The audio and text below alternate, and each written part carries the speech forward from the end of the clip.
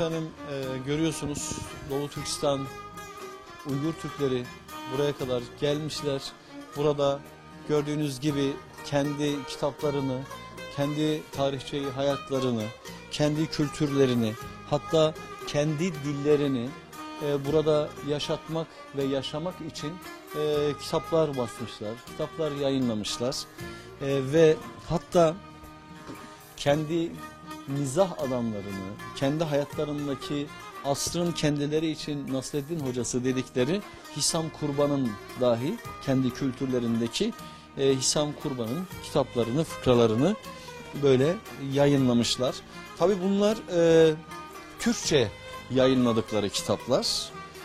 Tabi burada ayrıyeten tabii ki Uygur Türklerinin kendilerinin yazılarında, yani Osmanlıca dilinde, aslında Uygurlar hala Osmanlıca dilini kullanıyorlar. Harflerini kullanıyorlar daha doğrusu yazı dilinde. Ama Uygurca ifadeleri, kendi lehçelerini kullanıyorlar, kendi dillerini kullanıyorlar. Bunun içinde Uygurca bölümü de var. Burada da işte dini kitaplar var, fıkıh kitapları var vesaire. Ve Uygur kitapları da bu arkada gördüğümüz bölümde. Böyle bakabilirseniz burada, evet, görüyorsunuz.